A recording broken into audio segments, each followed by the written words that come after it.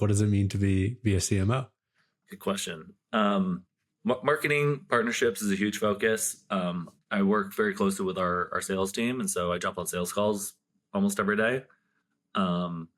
Just trying to find like the biggest impact that I can have, whether it's be trying to unlock things or enable my team to hopefully have success, and also just rolling up my sleeves again, whether it be a sales call or a different marketing campaign. I met with our team earlier, and we're rewriting some of our podcast ads, and so I think it's always staying close to like the individual contributor work as well, to understand like what's happening every day, and then of course working with our other team leaders across product, across finance, our CEO as well.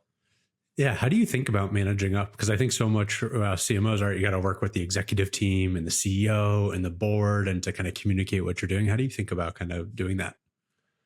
I think one of anybody's job is to make their direct manager's life easier.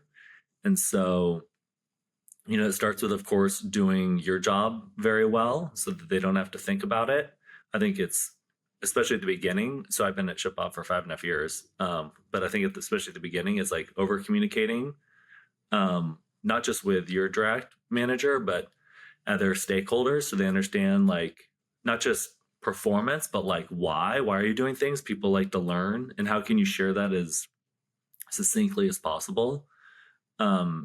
And again, you don't want them to have to think about it. And so anytime you start a new role, people are naturally like, they're hopeful that their new hire is going to do a good job, but how can you get their confidence level as high as possible so that they can focus on other parts of the business? And again, so I think that's, really the focus, especially to start.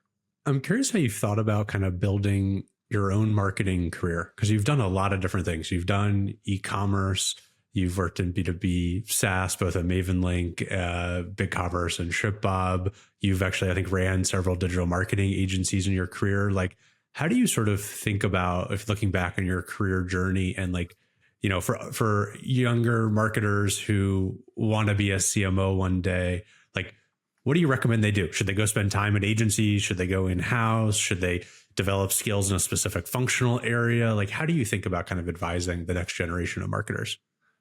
I think especially with the first agency that I ran with my business partner, and he's actually my cousin, we fortunately worked with these earlier stage companies where they're like, maybe they said, I need X, meaning like maybe they need paid search or SEO or whatever it may be. What they really were saying was, I need revenue.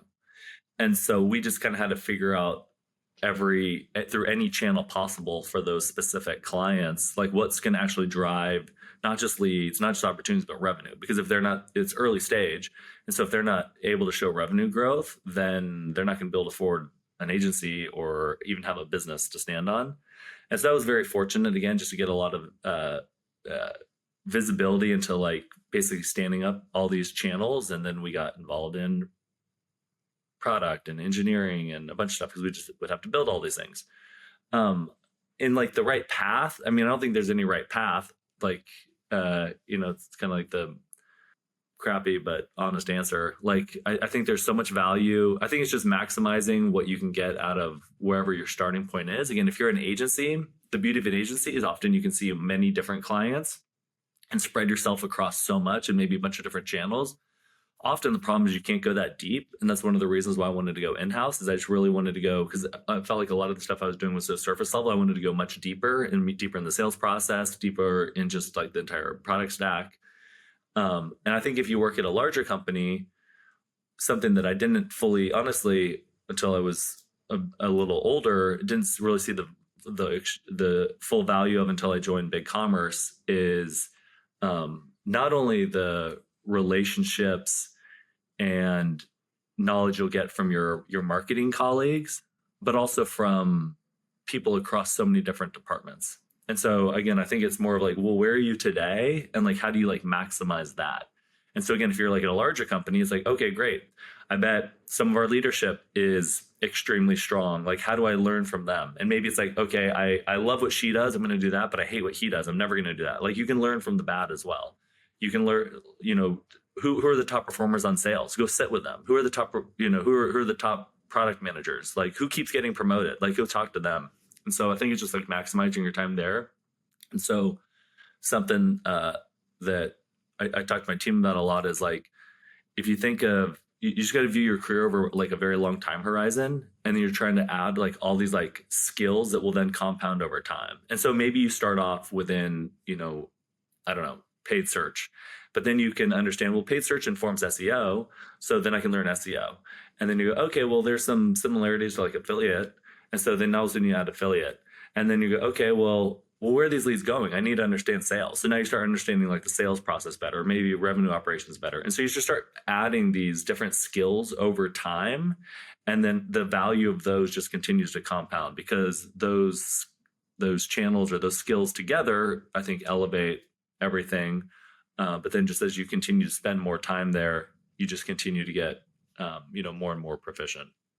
It's such a good answer, because it's basically what I'm hearing is like, if you want to be a well-rounded marketer, you need to like run towards your weaknesses, like not just focus on your strengths of, oh, I'm really good at paid search, but okay, if I don't know something about SEO or these tangential things, I actually need to go seek out and learn and talk to people and figure it out. And like, once you do that, that compounds, and that's how you can be like a marketing leader one day. So yeah, I really liked your answer. Yeah. And I think it's you're not always going to make the right decisions. Like, people often say, oh, whether like with startups, they'll be like, oh, you guys went up and to the right. But yeah, there's like so much craziness that happens underneath. And so it's more like, well, what are some skills that will like complement what I do today? Maybe it's storytelling. Maybe it's understanding product-led growth better. I don't know what it is.